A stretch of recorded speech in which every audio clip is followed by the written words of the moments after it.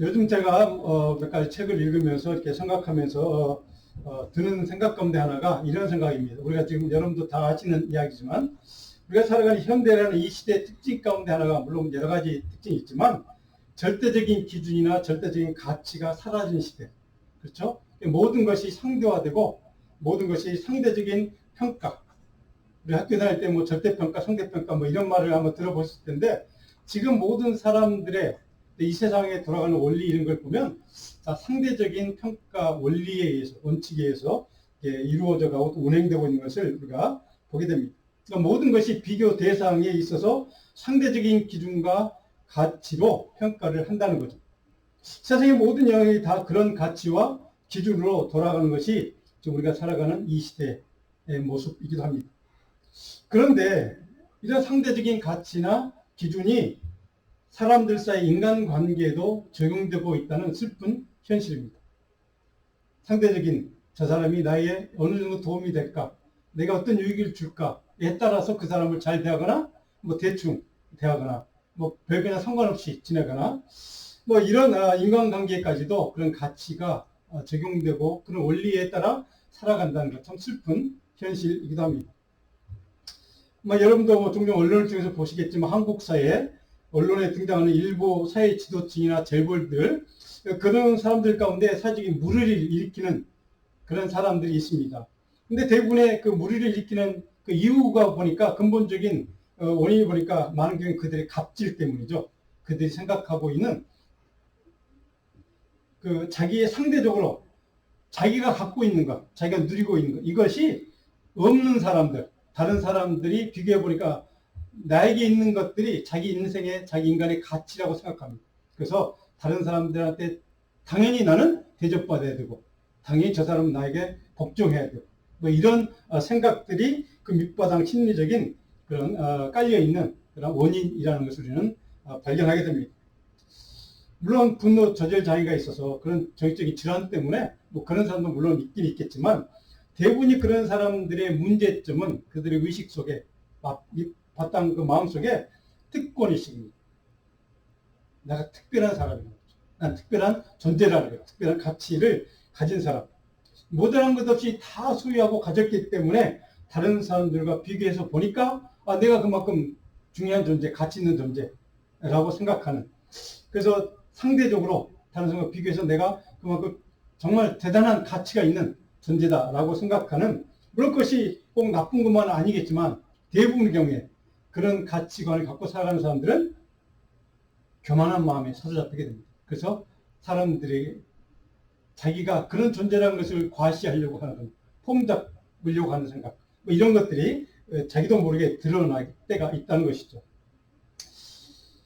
그런 상대적인 우월의식, 비교 우월의식 이런 것들이 자기 자신을 때로는 자기 자신의 앞을 스스로 가로막는 그래서 사람들에게 부정적인 인상을 심어주고 부정적으로 자기를 바라보게 만드는 원인이 될 수도 있다는 사실입니다. 그러니까 자기는 그냥 당연하다고 생각했던 그것들이 다른 사람들 보기에 저 사람은 저런 인간이구나 라고 판단하도록 자기에게 부정적으로 바라보도록 그렇게 만드는 요소라는 것이죠. 자, 그런데 그것이 세상 사람들에게 한정되는 이야기라면 다행인데 많은 우리 크리스찬에게도 부정적으로 이렇게 상대적인 영적인 우월감을 가진 성도가 있다는 사실입니다. 나는 적어도 저 사람과는 다르다는 거죠. 나는 적어도 저 사람보다는 내 믿음이 더 강하고 좋다라고 생각하는 혹은 최소한 저 사람보다는 내가 더 믿음이 좋고 신앙생활을 더 잘해라고 하는 그런 생각으로 살아가는 사람이 있다는 것입니다. 상대적인 영적인 우월감이죠. 그래서 내가 특별한 존재, 또 하나님이 나를 더 사랑하시는 존재. 그래서 저 사람에 비해서 나는 더 하나님 앞에 축복을 받아야 되는 존재라고 생각하는 그런 착각들을 우리는 하고 살아간다는 것입니다. 그래서 그런 사람들의 문제 가운데 하나 공통점이 하나 있습니다. 보니까 다른 사람 얘기를 안 듣습니다. 남의 말을 안 듣습니다. 왜? 자기가 옳거든요. 자기만이 옳거든요. 자기 생각이 다 맞거든요. 그러니까 다른 사람들이 아무리 따뜻하게 사랑의 마음으로 조언해도 들으려고 하지 않습니다. 그래서 그런 사람들은 다른 사람들이 내 얘기만 듣기를 원합니다. 내 얘기를 다 순종해 주기를, 따라와 주기를 바란다는 거죠. 그래서 그 사람들의 문제 결국은 어떻게 되냐면 영적으로 교만해지기 시작합니다. 그래서 영적으로 교만해지다 보니까 시험과 올무에 쉽게 무너집니다. 자, 그런 교인들에 의해서 교회 안에 물론 갈등도 생기고 교회 안에 그런 위기도 찾아오기도 합니다. 그런 삶을 살아가는 사람들에게 굉장히 중요한 메시지 하나가 있습니다. 우리 스크린을 보고 같이 한번 읽어볼까요? 조던 피터스라는 분이 12가지 인생의 법칙 가운데 하나입니다. 한번 같이 읽어볼까요? 남과 비교하지 말고 어제의 나와 비교하라.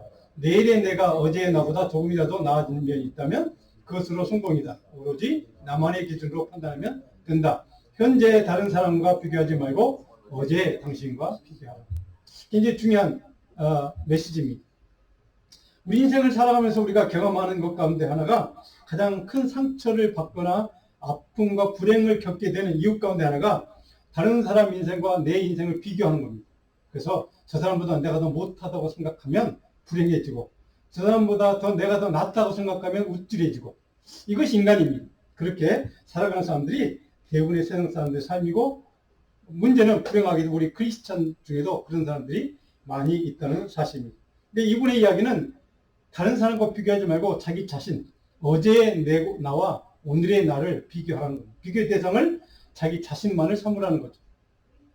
그래야 거기에 발전이 있고 거기에 대한 어떤 성취감이 있고 다른 사람과 비교하면 불행해지거나 교만해지거나 둘 중에 하나가 될 수밖에 없다는 뜻이기도 합니다. 내 인생의 도전과 자극을 받기 위해서는 어제의 나와 오늘의 나가 무엇이 다른가, 내가 얼마나 더 나아졌는가 하는 것을 비교하고 그렇게 생각하라는 겁니다. 그래야 발전의 동력이 생긴다는 뜻이기도 합니다. 어제 나와 비교했을 때 오늘 내가 조금이라도 나아진 면이 있다면 그것이 바로 발전이고 성숙이고 성장. 그것이 더 굉장히 내게 행복을 주는 요소라는 것이 그런 뉘앙스를 풍기는 말씀이기도 합니다. 자, 근데 이 조금 더 하루하루 조금씩 더 나아지는 것, 이것이 쌓이다가 보면 인생에 큰 차이를 가져온다는 이야기이기도 합니다. 많은 성공학을 얘기하는 분들의 그 학자들 이야기가 대부분 공통점이 있습니다. 조금씩 한 걸음 한 걸음이 언젠가는 그것이 모아지면 큰 힘이 되고 그것이 큰 능력을 발휘해서 인생을 성공하는 삶으로 이끌어간다는 이야기입니다. 저는 우리 성공이라는 단어를 보다는 성숙, 성장이라는 단어를 우리가 이해한다면 어제보다 내가 조금 더 나아지고 성숙해진다면, 성장한 내 힘이 조금 자란다면 그것을 하나님 더 원하신 것이 아닐까 하는 생각으로 우리가 신앙생활을 하면 참 좋은데 문제는 남과 비교하면 불행해지기 시작한다는 것입니다. 자, 우리 그리스도인들에게서 그렇다면 이제 어제의 나와 오늘의 나를 비교하려면 뭔가 기준이 있어야 되지 않겠습니까? 어떤 기준에 의해서 내가 어제보다 좀 나아졌다. 절대적인 평가, 판단할 수 있는 기준이 있어야 합니다. 바로 그 평가, 상대의 평가 기준이 아니라 절대적인 평가의 기준이 무엇일까? 우리는 잘 알고 있습니다. 우리 이미 그걸 갖고 있습니다. 그게 하나님의 말씀, 복음입니다. 그 복음에 비춰봐서 내가 어제 내 믿음의 분량과 오늘의 내 믿음의 분량이 조금 더 나아졌다고 생각하면 그것이 성장이고 성숙입니다. 그것이 더 주님이 원하시는 길일 것입니다.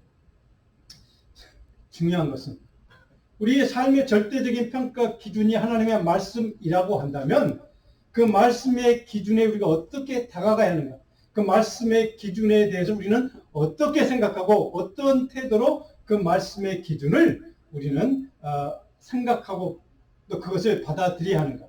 이것을 오늘 말씀을 통해 좀 배워보려고 합니다. 오늘 말씀은 바로 그 절대적인 말씀의 기준에 대한 인간의 올바른 태도, 어떻게 우리가 그 말씀의 기준을 접해야 하는가, 반응해야 하는가 하는 것을 정확하게 우리에게 가르쳐주는 말씀이기도 합니다. 오늘 본문 말씀 20절로부터 제가 적어놨는데 오늘 본문의 그 말씀 앞에 제일 먼저 21장 첫 번째 단락에 우리가 잘 아는 이야기 하나 기록되어 있죠. 헌금하러 성전에 두 사람이 이제 들어갔습니다. 헌금을 똑같이 했습니다. 한 사람은 부자였고 한 사람은 가난한 가구, 이렇게 성경에 소개가 되고 있습니다. 부자는 그냥 아무 생각 없이 그냥 헌금함에 그냥 평소 습관대로 헌금을 했고, 가난한 가구는 정확하게 금액까지 넣어 두 랩돈, 엄청나게 작은 금액이라고 합니다. 그 작은 헌금을 넣으면서 너무나 겸손한 모습으로, 너무 부족한 모습으로 하나님께 뭐 그런 모습으로 헌금을 드리는 여인의 모습이 소개가 되고 있습니다. 근데 오늘 3절에 보니까 예수님이 그 두 사람의 헌금하는 태도를 갖고 평가하는 이야기가 3절과 4절에 기록되어 있습니다. 3절에 보니까 이르시되 이 가난한 가문과 다른 모든 사람보다 그 부자만도 아니고 모든 다른 헌금하는 사람보다 이 가난한 여인이 작은 금액이지만 다른 모든 사람보다 더 많은 헌금을 했다, 이렇게 평가를 하고 있습니다.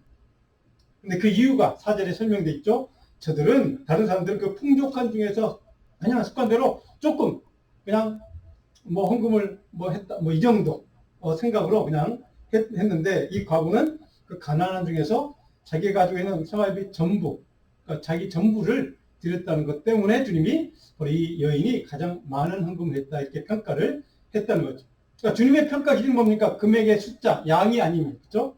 절대적인 그 마음, 태도를 주님은 평가하시는 겁니다.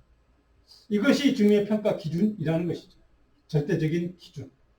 하나님 보시기에 주님이 원하는 하나님의 삶, 하나님 나라 백성의 태도가 무엇인가를 주님은 우리에게 이렇게 말씀으로 가르쳐주고 있습니다. 아마도 이 다른 사람들, 부자를 포함해서 다른 사람들은 상대적인 만족감에 상대적인 우월감을 갖고 헌금했을 수 있습니다. 아, 저 여인은 뭐 저것밖에 안 해? 뭐 이렇게 생각하면서. 근데 여인은 너무나도 하나님 부족합니다. 작은 금액이 그렇지만 내게는 전부입니다 라는 마음으로 드렸던 그 여인의 마음을 주님은 인정해 주신 것이죠. 그 태도를 귀중하게 보신 겁니다. 자, 어쨌든 주님께서 판단하실 기준은 절대적인 가치, 그것을 주님은 기준 삼고 사람을 평가하고 판단한다는 사실입니다.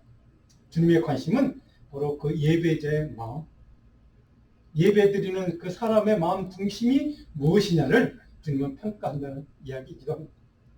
그 안에 하나님에 대한 절대적인 신앙과 신뢰와 믿음으로 하나님께 예배드리고 헌금이든 어떤 봉사든 섬김이든 어떤 찜의 일이든 정말 그런 마음으로, 그런 태도로, 겸손한 태도로 하는 사람인가 아닌가, 그것이 주님은 중요하고 그렇게 생각한다는 것이죠.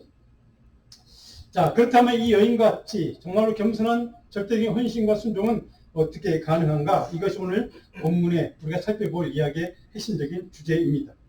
오늘 첫 번째로 20절, 24절을 보면 예루살렘 멸망에 대한 예수님의 예언의 말씀이 기록됐습니다. 하나님이 경고하시는 거죠.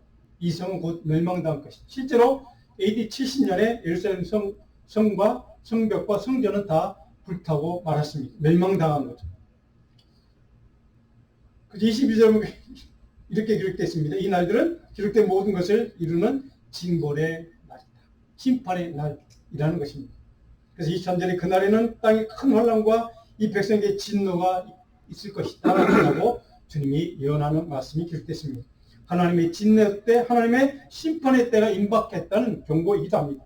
하나님의 약속된 징벌과 심판의 때가 반드시 이루어진다는 사실을 주님은 다시 한번 이렇게 말씀으로 우리에게 확인해 주고 있습니다. 자, 그런데 그 심판의 때, 임박한 하나님의 심판의 때가 임박했는데 그 때가 이르기 전에 너희들이 어떤 태도로 살아야 하는가 하는 것이 오늘 주님이 우리에게 말씀하시는 교훈의 핵심 내용입니다. 너희들은 반드시 절대적인 가치와 평가 기준과 판단 기준을 갖고 심판하시는 하나님 앞에서 그 절대적인 기준인 하나님의 말씀을 듣고 집중하고 그 말씀에 순종하는 삶을 살라는 것이 주님의 핵심적인 교훈이기도 합니다. 주님이 이렇게 강권적으로 요구하고 권면하고 있는 이유가 도대체 무엇인가? 25절, 28절을 보니까 임박한 멸망이 임박했고 주님이 인자가 곧 오실 것이야. 그것 때문에 너희들이 그 마지막 때를 사는 이 순간, 이것을 하나님의 절대적인 가치 기준인 말씀 앞에 순종하는 삶을 살아야 돼 라고 주님이 지금 이렇게 권면하고 있다는 사실입니다. 자, 그래서 오늘 우리가 이따 살펴보겠지만 성경의 중요한 단어들, 경계하라는 단어가 있죠. 바로 이것이 임박한 종말의 그런 그 임박성을 상징하는 단어이기도 합니다. 그래서 경계할, 스스로 경계하라, 스스로 그 날이 오기를 준비하고 기다리는 삶을 살라는 것입니다. 종말의 때를 인식하고 깨닫고 경계하고 사는 것이 중요하다 하는 것을 말씀하고 있습니다.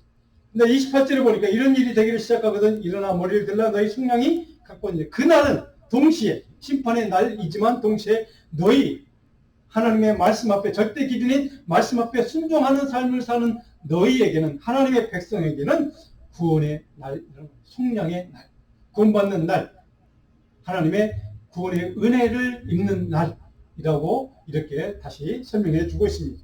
그러니까 그 날의 의미는 심판의 날인 동시에 하나님의 백성에게는 구원의 날이라는 뜻이기도 합니다. 자, 그 날이 이르기 전에 너희들이 어떻게 살아야 한다는 것. 바로 이것이 오늘 주님의 메시지의 핵심 이야기입니다. 자, 그래서 오늘 비유로 우리가 잘 아는 비유가 있죠. 무화과 나무 비유.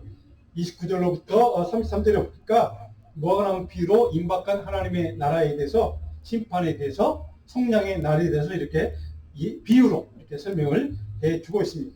31절에 보니까 하나님의 나라가 가까이 온 줄을 알라. 그날이 곧 임할 것이다. 반복해서 임박한 하나님의 심판의 때에 구원의 날에 대해서 이렇게 강조하고 있는 이유는 너희가 그날이 이르기 전에 너희가 어떻게 사는 것이 중요하다는 것, 이것을 강조하기 위해서 이렇게 반복해서 말씀하고 있다는 것입니다.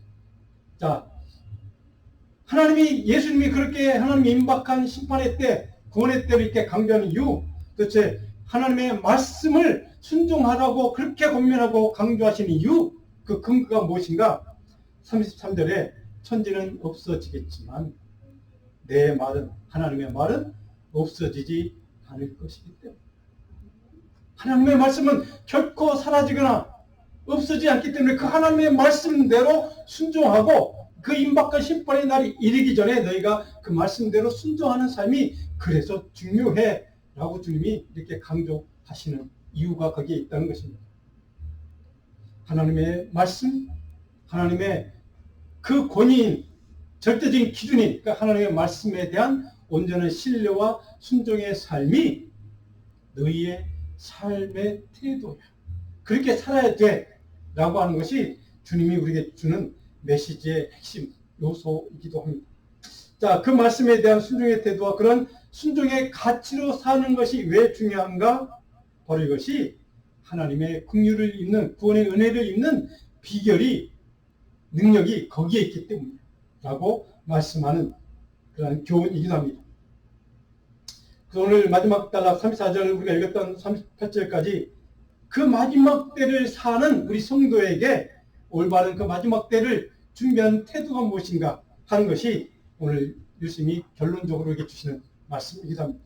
자, 영적으로 깨어서 경계하고 그리고 기도하며 하나님의 은혜를 갈망하는 삶을 사는 것.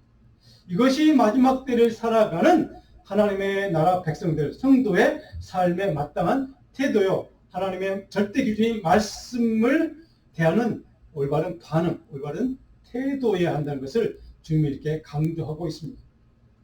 경계하고 기도하며 하나님의 말씀의 은혜를 갈망하는 것. 이것이 오늘 우리의 신앙생활의 가장 근본적인 핵심 내용이어야 한다는 것이죠. 그래서 34절 우리가 읽었던 말씀 가운데 너희는 스스로 조심하라. 이 조심한다는 말은 물론 경계하라는 말씀이지만 영적으로 스스로 깨어있으라는 뜻입니다. 그래서 조심하라는 말은 바로 영적으로 깨어서 관심을 한 가지 목표에만 집중하라는 뜻입니다. 그러니까 한 가지 목표가 뭡니까? 절대 기준인 하나님의 말씀. 거기에만 기준을 삼고 거기에만 집중하는 삶을 사는 것. 이것이 스스로 깨어서 조심하는 것. 이것이 너의 삶의 태도여야 한다는 뜻이기도 합니다. 자, 여기에 보면 여러분 또 중요한 말씀이 있습니다. 지금 우리가 읽던 말씀 가운데 오늘 우리가 아까 읽었던 말씀 우리 34절에 보시면 마지막 부분 한번 볼까요? 방탕함과 술 취함과 생활의 염려로 그 다음에 뭐라 됐습니까? 마음이 둔하여지고. 자, 여기에 방탕함, 술 취함, 생활의 염려, 근심 걱정은 우리를 영적으로 둔감해지게 만든다는 뜻입니다. 영적인 민감성을 떨어뜨린다는 거죠. 뜻밖의 그날이 적과같이 너에게 임할 것이다. 바로 이런 것들로 인해서 영적으로 둔하여지면 안 된다는 것입니다. 영적으로 살아서 깨어서 경계하는 삶을 살아야 한다는 것이죠. 여기 영적으로 둔하여진다. 여러분들 기억해 해야만 하면 좀 좋은 그런 단어이기 때문에 이 둔해진다는 말은 근심과 걱정과 두려움 이런 것들 때문에 무거운 짐이 된다는 우리 인생에 그런 것들이 무거운 짐이 되어서 마음에 과부하가 생기게 만드는 감당하지 못하도록 만든다는 거예요. 그러니까 그런 것들로 인해서 하나님의 능력과 하나님의 말씀과 하나님의 지혜를 감당하거나 그것을 집중하지 못하도록 만들어버리는 우리 영적인 집중력을 떨어뜨리는 요소가 바로 이런 것들이다 하는 겁니다. 근데 그런 것들이 마음을 뺏기면 하나님께 집중하지 못하고 하나님의 말씀 절대 기준인 하나님의 말씀 앞에 순종하기를 어렵게 만드는 요소가 바로 그것이다 라고 하는 겁니다.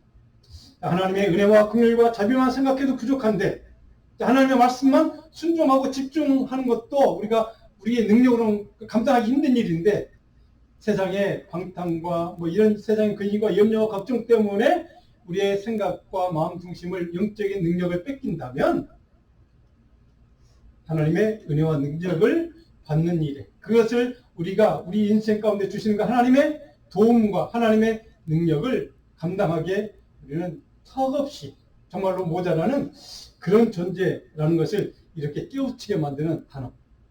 바로 이것이 둔감해진다 이런 단어입니다. 그러므로 임박한 심판 때, 종말의 때, 은혜의 때, 구원의 때 하나님의 백성답게 살고자 한다면 하나님의 말씀 절대 진리의 기준에만 집중하고 사는 것. 그래서 영적으로 깨어서 집중하는 것. 이것이 너희가 살아야 될 올바른 영적인 태도다 하는 것이 오늘 주님이 우리 강조하고 싶은 말씀의 핵심적인 주제이기도 합니다. 자, 우리가 그렇게 살아야 될 이유는 무엇인가? 36절에 보면 이렇게 기록됐습니다. 이러므로 너희는 장차 올 이 모든 일을 능히 피하고 인자 앞에 서도록 항상 기도하며 껴있으라. 다시 한번 강조합니다. 장차 올 이 모든 일을 능히 피하고 인자 앞에 주님 앞에 설 수 있게 해서 구원의 날에 구원의 은혜를 입기 위해서 우리가 영적으로 항상 깨어서 기도하라. 이것이 주님이 우리에게 주신 마지막 당부의 말씀이기도 합니다. 깨어있다는 말을 다시 한번 강조합니다. 불필요하고 의미가 없는 가치가 없는 일에 시간을 낭비하지 말라는 뜻입니다. 여기 깨어있다는 말은 중요한 의미가 있습니다. 불필요한 일, 가치 없는 일, 무의미한 일에 시간을 뺏기지 말고 우리가 가치가 있는 일, 영원한 생명을 얻는 일, 그 일, 예수님 말씀, 복음에만 집중하라는 것입니다. 이것이 깨어있는 것입니다. 깨어서, 영적으로 깨어서 마지막 임박한 주님의 날, 그날을 대비하고 준비하고 예비하는 성도의 삶은 바로 이런 깨어있음이 중요하다는 것입니다. 오늘 이 시대, 우리가 살아가는 코로나19 시대에 제가 처음에 모두에 말씀드린 것처럼 절대적인 가치와 기준이 사라진 시대에 우리 그리스도인에게는 절대적인 가치와 기준이 이미 우리는 알고 있습니다. 성경 말씀을 우리는 너무나 잘 알고 있습니다. 우리에게는 이미 주어져 있습니다. 그런 절대적인 가치 기준과 그 말씀의 그 절대적인 가치 기준을 삼고 깨어서 기도하며 살아가는 것이 바로 임박한 하나님의 때, 그 심판의 때, 구원의 날을 기다리는 성도의 삶이어야 한다는 것을 우리 이렇게 강조하고 있음을 다시 한번 우리 마음속에 좀 기억했으면 좋겠습니다.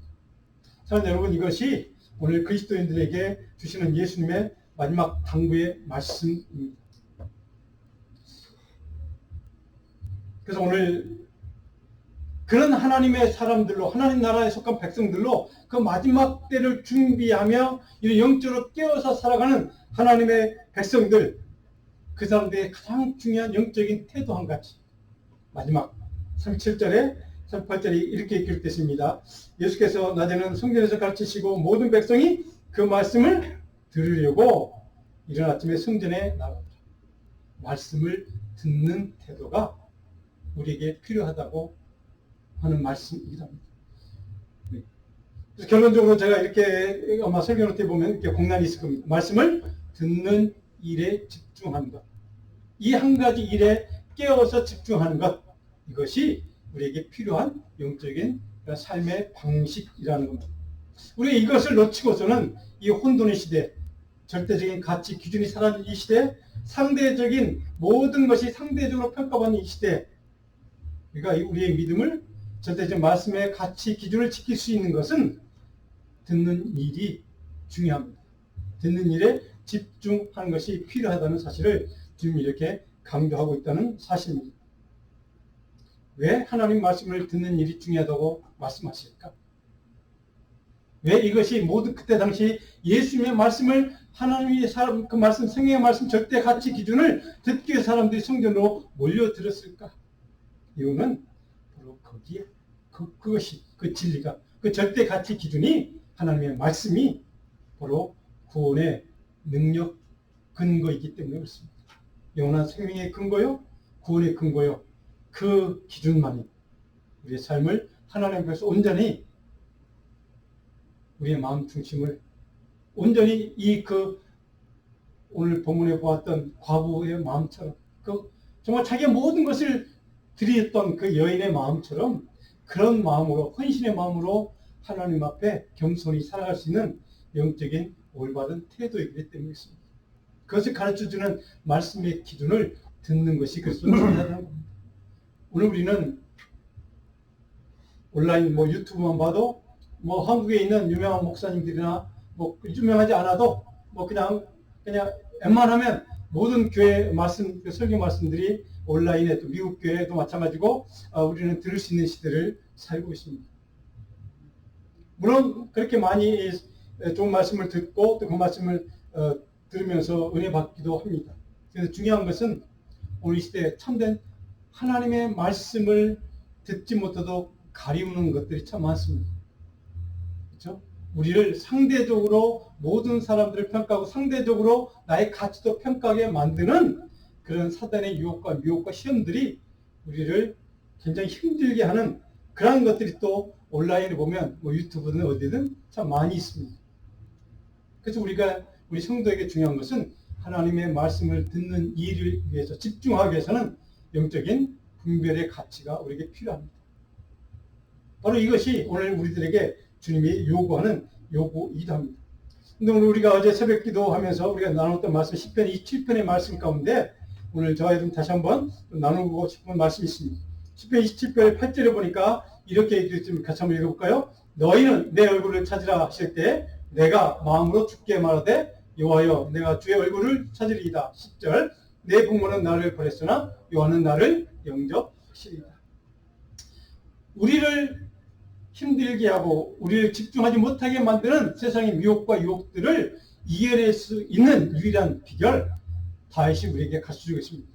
다윗은 이 시편에 바로 주의 얼굴을 찾는 것 그리고 내 부모는 나를 버릴지라도 여호와 하나님은 나를 결코 버리지 않고 나를 영접해 주신다는 이 믿음. 이 영접해 주신다는 단어는 여러분 좀 기억했으면 좋겠습니다. 영접한다는 말은 따뜻하게 나를 하나님의 품에, 은혜의 품에 나를 감싸 안아준다는 뜻이 있는 단어가 영접한다는 뜻입니다. 하나님은 세상에 그 어떤 것도 상대적으로 평가보면 나보다 잘나는 사람 참 많습니다. 나보다 믿음 좋은 사람 참 많고 위대한 사람들 참 많습니다. 그런 이 시대를 살아가는 우리들에게 유일한 절대 가치 기준 1호가 있다면 다윗이 고백했던 이 하나님의 얼굴을 찾을 때 그 하나님은 저와 여러분을 세상 사람들과 다르게 우리를 버리지 않고 포기하지 않고 우리를 따뜻하게 감싸 안아주시고 우리를 사랑으로 이루해 주시는 그 하나님, 그 하나님의 은혜, 그 하나님의 사랑, 그 하나님의 사랑만이 절대적인 가치임을 믿으십시다.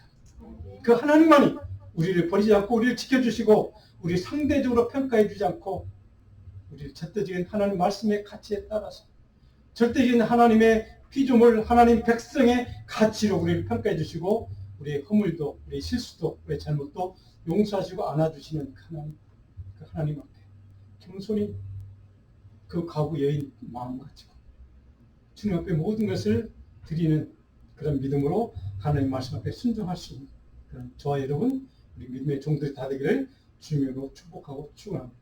기도하겠습니다.